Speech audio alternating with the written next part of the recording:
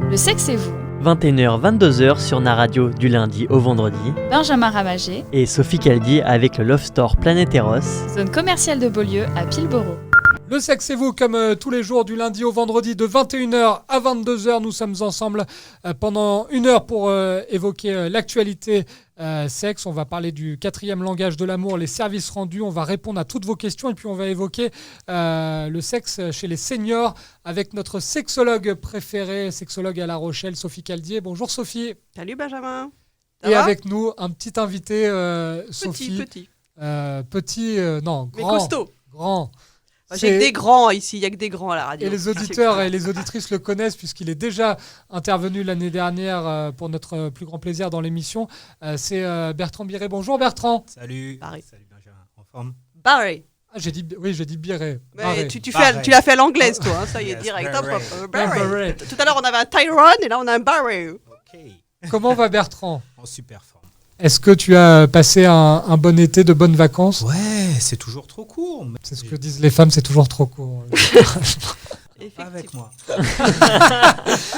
Avec Bertrand, évidemment, on va répondre aux questions des auditeurs et il va épauler Sophie. On va parler, je l'ai dit, de la santé des seniors, du 4e langage de l'amour.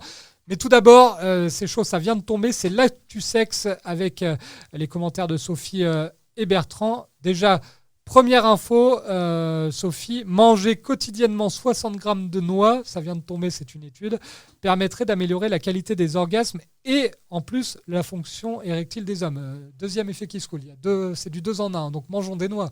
Ben, ça donne des aftes, les doigts, non? Aussi, comme les mentales et plein de trucs, donc c'est pas trop Oui, cool. à consommer avec modération, mais... Bon, ça commence déjà. On est déjà reparti et on rigole déjà. Bon, bref, 60 grammes de noix, pourquoi pas, mais il y a d'autres trucs qu'on peut prendre comme complément alimentaire qui marchent beaucoup mieux que les noix. Hein. Donc là, Bertrand, c'est quoi? C'est du pipeau? C'est vrai Bon, c'est un mélange, hein, en fait. Hein. Je pense que dans les noix, il y a des éléments qui permettent de booster un petit peu la circulation sanguine. Ça fait du bien, mais bon, voilà. Je suis pas convaincu. Bon, je vais tester Après, cette semaine, je vais faire un régime 60 grammes de noix Fais chaque ça, matin. mais après, manger mieux de toute façon en général, ça c'est bien. Et manger des bons produits, ça peut être bien pour la sexualité. Ça, c'est tout un régime à mettre en place. Hein. Et là, la deuxième info, elle est beaucoup moins rigolote, elle fait un petit peu peur. L'ami David Spiegelhalter qui nous fait tous flipper, Sophie Bertrand, il a enquêté sur la fréquence mensuelle des rapports sexuels. Alors en 1990, on faisait l'amour en moyenne 5 fois par mois. En 2000, 4 fois par mois. En 2010, 3 fois par mois. Pas besoin de faire un dessin ou d'avoir une licence de mathématiques, Bertrand, Sophie. Ça baisse et surtout, si les stats continuent, Sophie, en 2030, en fait, ça va faire 0. Quoi. Super. Ben, on va être tous des asexuels. C'est ça. La catégorie qu'on a définie il y a 2 jours, je crois. Voilà, donc du coup, ouais, ça va être terrible, quoi. On en parle régulièrement, Bertrand, ça vient aussi des évolutions technologiques, là, de tous les réseaux sociaux, des téléphones qui nous pourrissent la vie. C'est clair, il y a Internet, le portable, Facebook, compagnie, Insta et j'en passe. Il y a Netflix qui fait que le soir, on rentre à la maison, on est crevé et on se met une petite série, qui tourne première saison, enfin premier épisode, deuxième épisode, et puis après on va se coucher et on est claqué. Si on s'endort pas devant la télé. Et Voilà. Ça c'est le vécu, ça. Le temps de travail aussi, Bertrand, peut-être faudrait regarder les stats quand Martine Aubry avait mis les 35 heures, si on faisait profiter des 4 heures de plus pour faire l'amour, mais ça joue, le travail omnibule de plus en plus les gens.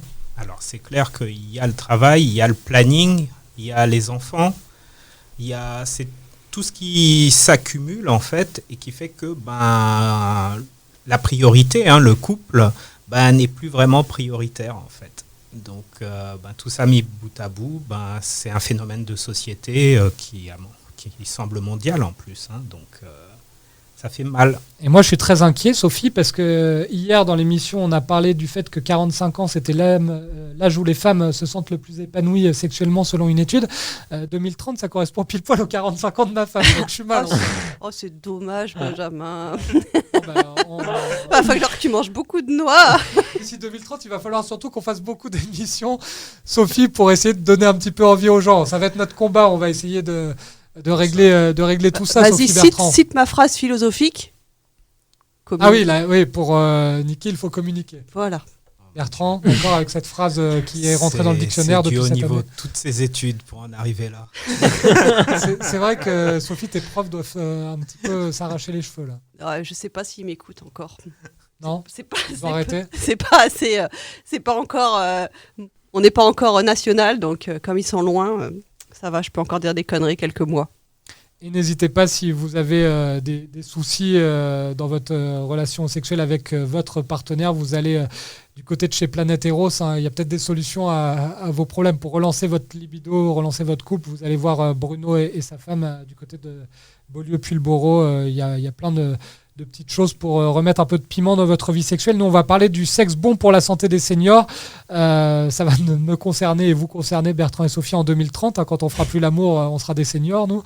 Il y aura le 4e langage de l'amour, les services rendus et les questions des auditeurs comme le veut la tradition en fin d'émission. Vous pouvez nous les poser via Facebook ou via le site internet de Naradio, rédaction@naradio.fr. Vous nous envoyez un petit message. Vous n'êtes même pas obligé de mettre votre vraie identité. Vous pouvez utiliser un pseudo. On répondra à toutes vos questions en fin d'émission. A tout de suite dans Le Sexe et vous. Naradio. La deuxième partie du Sexe et vous, nous sommes ensemble jusqu'à 22h. On a évoqué l'actualité, on va évoquer désormais les seniors avec une étude qui est tombée, le sexe bon pour la santé des seniors. On va en parler avec nos deux invités aujourd'hui. Sophie Caldier qui est régulière dans cette émission, c'est la taulière. C'est la taulière, c'est Sophie, sexologue, on le rappelle, du côté de La Rochelle. Vous pouvez la consulter en dehors de l'émission. Vous pouvez également consulter quelqu'un qui vient de temps en temps pour notre plus grand plaisir, c'est Bertrand Barré. Bertrand qui exerce plus à Paris, non ? Plutôt à Paris, oui, tout à fait, dans le 77, mais bien sûr en coaching sur La Rochelle. Donc si vous n'avez pas envie de faire le trajet jusqu'à La Rochelle, que vous habitez en région parisienne, allez voir Bertrand parce qu'on est très écouté en podcast et il y a des Parisiens qui nous écoutent. D'ailleurs, on vous remercie de nous écouter sur toutes les plateformes de téléchargement de podcasts. Le sexe après 60 ans, Sophie, c'est bon pour la santé et le cerveau. Étude britannique, les seniors sexuellement actifs auraient moins de trous de mémoire que les autres. Et en septembre 2016, des chercheurs américains ont montré que les femmes âgées de 60 ans et plus qui avaient des rapports sexuels réguliers avaient aussi un risque cardiovasculaire moins élevé. Donc il faut continuer à faire l'amour même en 2030, Sophie. Tout à fait pour toi, Benjamin, même en 2030, tu peux continuer. Mais je croyais que ta femme avait 45 ans, t'es pas senior à 45 ans. Ah non, moi je suis 60 un peu plus âgé. Ah, d'accord, ok. Toi, t'auras 60 ans. Quasiment. Avec 15 ans d'écart, bravo. Non, on n'a pas 15 ans. Espèce de cougar. Donc oui, l'amour après 60 ans, c'est bon pour la santé, effectivement. Physiologiquement, déjà, c'est de l'exercice. C'est comme la marche ou autre, sauf que effectivement, là, tu fais marcher tous les organes. Et puis, comme il y a beaucoup de caresses également, et que l'être humain a besoin de caresses et de tendresse, c'est bon pour, effectivement, tout ce qui est affectif. Tout simplement. Bertrand. Alors, je suis tout à fait d'accord. Alors, ce qui est important de préciser, c'est que pour les hommes, il va y avoir une différence, c'est-à-dire qu'au fur et à mesure de l'âge, bien, la sexualité elle va être différente. On ne pourra pas avoir une érection aussi impressionnante qu'il y a 10, 20, 30 ans. Donc, les hommes, parfois, sont perturbés parce que ça ne fonctionne plus du tout de la même manière. Et donc, il faut vraiment qu'ils s'habituent à se dire, il faut qu'ils aillent vers une autre sexualité qui va être, comme le précise Sophie, plus dans les caresses, plus dans les préliminaires. Et c'est là où ça va être complètement différent, mais il faut que les hommes se préparent assez rapidement. Je dirais qu'à partir de la cinquantaine, il faut déjà être dans une autre philosophie. Quels sont les problèmes les plus souvent rencontrés par les seniors qui vous consultent ? On va commencer par les femmes. Sophie, chez les seniors femmes, généralement, quand on tape à la porte de ton cabinet, c'est pour quel genre de problème ? Il y a déjà l'image corporelle, parce qu'elles ont du mal à supporter notamment le corps vieillissant, les seins qui tombent un peu, ou le côté flasque un petit peu de la peau. La lubrification, donc ça va être beaucoup plus lent comme un homme a une érection beaucoup plus lente à venir, une femme mouille beaucoup moins vite. D'où l'importance d'aller beaucoup plus lentement et d'aller plus sur la tendresse, les caresses au départ, pour déjà qu'au départ on est des diesels, donc quand on vieillit on a encore plus diesel, donc il faut encore plus de temps pour les caresses et pour pouvoir être bien lubrifié pour la pénétration. Tu es beaucoup consulté par les seniors, toi, Sophie ? Oui, pas forcément que pour la sexualité, c'est aussi la communication dans le couple et puis le départ des enfants est une étape importante dans la vie d'un couple. Les parents se retrouvent tout seuls et donc redeviennent peut-être possiblement amants et des fois non. Donc il y a maintenant de plus en plus dans la société actuelle, il y a beaucoup de divorces à cette période-là. Chez les seniors hommes, Bertrand, quand on vient de voir, c'est pour des problèmes en majorité d'érection ? Oui, c'est très clair. Problème d'érection, en fait, comme je vous le disais, les hommes ont du mal à comprendre que ça ne démarre pas aussi vite. Donc la préoccupation majeure des hommes, c'est il faut que je bande et il faut que ça tienne. Et il faut que j'arrive à tenir le plus longtemps possible et ensuite il faut que je lui donne du plaisir. Et donc là, ça démarre pas comme avant. Et là, ils sont pas mal perturbés, ils n'arrivent pas à faire le raccord avec le fait que ils ont pris du poids, qu'ils font moins de sport, qu'ils mangent plutôt gras. Et du coup, c'est complètement bousculant. Et parfois, quand des hommes refont leur vie, ils se retrouvent avec une autre femme. Et là, c'est le chamboulement, beaucoup de pression. Certains vont chercher une jeune pour se sentir de nouveau homme. Et là, il y a la pression psychologique en plus. Toi aussi, je posais la question à Sophie, tu en reçois beaucoup ? De plus en plus, en fait. De plus en plus. Mais en fait, ils sont plus sur le net. En fait, ils ne vont pas forcément venir au cabinet. Ils vont passer un coup de fil. Ils vont être plutôt dans l'anonymat. Oui, parce que la génération des seniors d'aujourd'hui, forcément, c'est une génération qui avait peut-être moins le réflexe d'aller consulter. Exactement. Par contre, l'avantage, c'est qu'effectivement, la sexualité homme-femme s'équilibre, en fait, puisque du coup, la femme était plus lente, comme je disais tout à l'heure, au départ. Là, comme la sexualité de l'homme ralentit un petit peu et qui met plus de temps à avoir une érection, du coup, ça peut s'équilibrer et les préliminaires vont être beaucoup plus longs et du coup, beaucoup plus peut-être bénéfiques aussi pour la femme. Donc, c'est plutôt pas mal. On peut quand même trouver une alchimie, finalement. Et la question... soulevée par Sophie, c'est vrai qu'elle est importante. C'est tout le paradoxe, Bertrand, c'est qu'on se retrouve senior à avoir ses enfants qui quittent la maison, qui devraient donc accorder beaucoup plus de moments de qualité et de moments de sexe. Mais il faut du coup forcément affronter ce moment-là aussi. C'est deux couples qui sont complètement différents. Là, en fait, le couple famille parental se réduit. Et c'est le couple d'origine qui doit se remettre en route. Et parfois, il a été complètement oublié. Donc, il a été mis en parenthèse. Et là, tu parlais des personnes qui viennent au cabinet, c'est aussi des problèmes d'infidélité. Parce qu'ils ne trouvent plus l'alchimie qu'il y avait au début, quoi.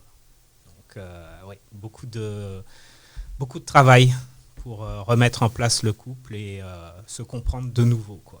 Et si vous êtes senior et que vous avez des questions à poser à Sophie et Bertrand, n'hésitez pas, fin d'émission, c'est la tradition, on répond à toutes vos questions, vous pouvez les poser via Facebook, via le hashtag Le Sexe et Vous sur Twitter ou via notre boîte mail rédaction@naradio.fr. Dans un instant avec Sophie et Bertrand, on parle des services rendus, le 4e langage de l'amour de la semaine. Naradio.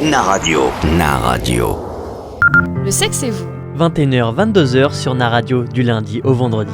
Benjamin Ramagé, Et Sophie Caldi avec le Love Store Planétéros. zone commerciale de Beaulieu à Pilboro.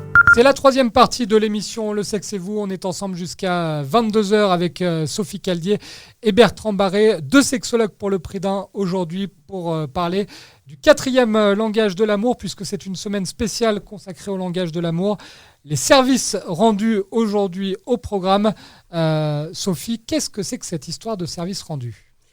Eh bien, effectivement, dans la vie quotidienne, il y a plein de tâches obligatoires à faire et souvent la répartition n'est pas très juste, on va dire, dans un couple. Et là, je ne vais pas forcément dire que c'est les femmes qui en font plus que les hommes, c'est faux. Ça peut être les hommes qui en font plus que les femmes. Et du coup, des fois, naturellement, le partenaire, le conjoint pourrait, ou la conjointe ou la partenaire pourrait naturellement pouvoir dire à son partenaire si tu veux, je t'aide à ça, si tu veux, je t'aide à ça, pour soulager l'autre. Et effectivement, souvent, alors les femmes, pour le coup, vont plus s'en plaindre. Ça, je suis d'accord. Je n'ai pas dit que c'était elles qui faisaient le plus, mais voilà. Et du coup, elles aiment bien un petit coup de main et un pré-préliminaire, comme disais tout à l'heure, ça peut déjà être de faire la vaisselle. Donc voilà, ça peut être déjà un service rendu sympa, ou effectivement, tout simplement, faire attention à l'autre et voir de quoi il a besoin. Bertrand, on peut conseiller aux hommes d'acheter un lave-vaisselle. Ça fait partie du 3e langage de l'amour, les cadeaux, et ça évite le service rendu. C'est obligatoire, le lave-vaisselle, c'est impératif. Alors, moi, par rapport à ce que dit Sophie, la majorité de ma clientèle, c'est une clientèle masculine, et eux sont à fond dans les petits services rendus. Mais avec quelque chose en retour ? Ils attendent quelque chose ? Justement, ils sont dans l'attente d'autre chose et ils n'obtiennent pas, justement. Et donc, il y a comme un acquis. Donc, ils sont aux petits soins, ils vont faire les courses, ils nettoient la maison.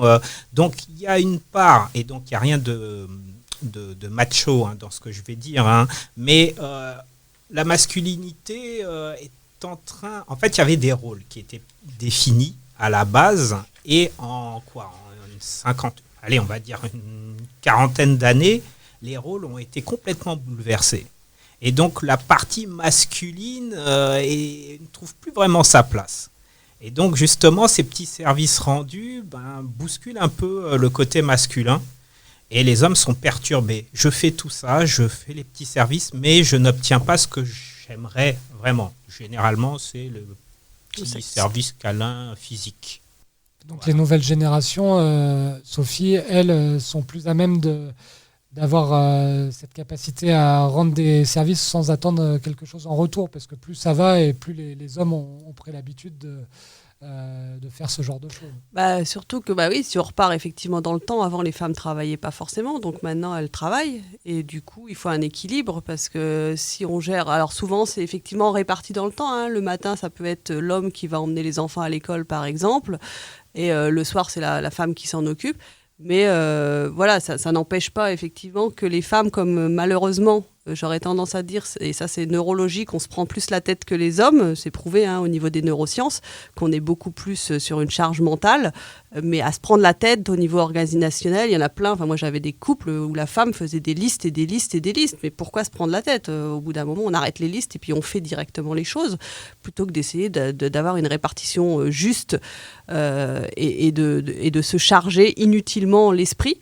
Voilà, mais c'est constitutionnel à la femme, on est comme ça, on se prend la tête et on va surtout voir effectivement le verre à moitié vide plutôt que le verre à moitié plein. Donc ça c'est quelque chose qu'on doit corriger, et puis aussi apprendre à faire des demandes, ne pas hésiter à demander de l'aide aux hommes, parce que sinon effectivement l'homme il peut pas savoir naturellement ce qu'il doit faire, quoi. Et ça revient au langage de l'amour, de la parole dont on parlait en début de semaine, ne rien exiger, mais demander de manière un petit peu détournée. Sauf que c'était les paroles valorisantes. Le premier langage de l'amour. C'est quand même un petit peu lié, parce qu'il y a le ton et manière de dire les choses. La manière, oui. Si tu exiges, effectivement, comme tu viens de le dire, si tu exiges que l'autre fasse quelque chose, forcément, il n'aura pas envie de le faire. Par contre, si tu demandes correctement, ou est-ce que tu peux m'aider, mon chéri, ça passe un peu mieux quand même. Voilà. Il y a un exercice proposé par Chapman, Bertrand, énumérer 3 ou 4 choses qui vous donneraient l'assurance d'être aimé de votre conjoint s'il les accomplissait. Tu es d'accord avec ça ? Complètement. Et je pense que le plus dur, que ce soit pour les hommes ou pour les femmes, c'est justement de faire une demande précise. Qu'est-ce que vous voulez ? La plupart des gens viennent en disant ce qu'ils ne veulent pas. Oui, je ne suis pas d'accord, j'aime pas ci, j'aime pas ça, mais quand il fait ci ou quand elle fait ça. Mais à partir du moment où on leur dit prenez un peu de recul et qu'est-ce que vous voulez vraiment ? C'est quoi votre demande ? Là, c'est un peu le flou. Ou c'est une réponse vague. Et c'est vrai que ces critères-là, c'est prendre ce temps-là pour dire voilà, j'aimerais vraiment que tu t'occupes de ça, de ça. Ça me ferait plaisir, ça me ferait du bien. Sans être dans l'accusation ou dans le « ouais, tu fais pas ». Voilà ce que je voudrais. Le fameux tukitu japonais. Ouais, le tukitu sur il y a 2-3 jours. Ah oui, effectivement. Donc ça, c'était le 4e langage de l'amour, les services rendus. On rappelle un petit peu, Sophie, le nom et l'auteur de ce bouquin référence pour les langages de l'amour, parce que là, on prend 6-7 minutes pour en parler, mais le mieux, c'est quand même, si vous avez des soucis dans votre couple, de lire ce bouquin. Oui, moi je conseille souvent quand les couples viennent me voir. En plus, il y a un résumé, là, le livre que j'ai, moi, il est un peu gros, mais il y a un petit exemplaire, donc c'est Gary Chapman, les 5 langages de l'amour, comment se parler d'amour dans la même langue. Donc le but étant que effectivement l'homme et la femme, qui au départ ne parlent pas forcément le même langage, arrivent à comprendre la langue de l'autre et à pouvoir justement la parler. Donc c'est-à-dire par exemple donner des paroles valorisantes, passer des moments de qualité ensemble, avoir des cadeaux, enfin donner des cadeaux, mais des cadeaux donc en faisant attention à l'autre, les services rendus, ou le dernier qu'on verra plutôt demain, c'est le toucher physique. Exactement, le dernier langage de l'amour au programme de l'émission de demain. Et dans un instant, on répond à toutes vos questions avec Bertrand et avec Sophie. Ne bougez pas, à tout de suite.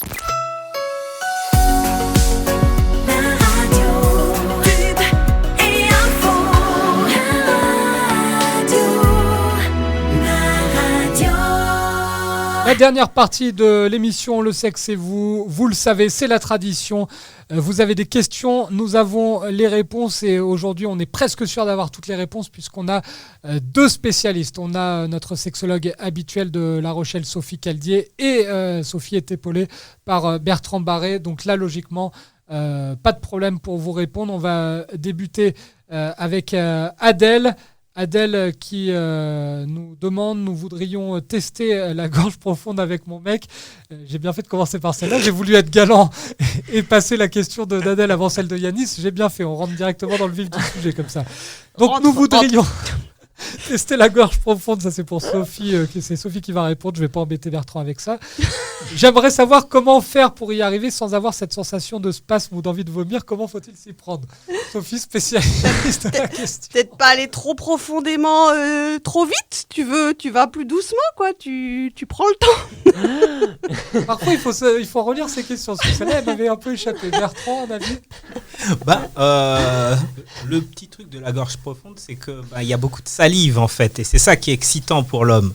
Plus madame va saliver, plus ça va être super attrayant. Donc voilà, après... Si elle vomit, c'est plus trop attrayant. En fait. Justement, il faudrait peut-être pas trop manger avant. Éviter les noix avant. Voilà. Donc je laisse Sophie... Non mais c'est marrant parce que là ça nous fait rire, mais ça a quand même été un des plus gros buzz de l'industrie du porno, le fameux gorge profonde de Bertrand, donc c'est quelque chose. Et puis en plus, je suppose que comme toutes les nouvelles générations regardent les sites porno, forcément c'est quelque chose que les jeunes doivent avoir envie de tester pour reproduire le porno, hein, Bertrand. Et c'est là la dérive un petit peu de tout ça, c'est que effectivement gorge profonde ça date, hein. C'était pas du tout la même période, alors que là effectivement le porno permet de distribuer des images, mais il y a des étapes au préalable et il y a déjà des valeurs, le respect, y aller progressivement et peut-être pas brûler les étapes, hein. Je sais pas ce que tu en penses, Sophie. Oui, non, Adèle, il faut que tu sois à ton rythme, hein. Il n'y a pas de souci là-dessus. Après, a priori, tu es partante, donc effectivement, pas de souci, mais effectivement... Benjamin, tu m'as repris pendant la pause. Ouais, j'ai un souci. J'ai rencontré je sais pas qui là. Tu m'as dit de pouvoir prendre le temps et de se respecter l'un l'autre, et puis peut-être avoir des signaux dans le couple pour et puis peut-être le faire en plusieurs fois également pour pouvoir que ça se passe le mieux possible pour l'un et l'autre. On rappelle que c'est comme le cinéma, hein. Le porno, tout n'est pas adaptable à la vie du couple, hein. Ce sont des acteurs, oui, tout à fait. C'est scénarisé. On rappelle qu'on n'est pas obligé de reproduire tout ce qu'on voit pour ceux qui sont amateurs de porno. Yanis, alors normalement je devais commencer par lui, on va voir. Ah là c'est déjà un peu plus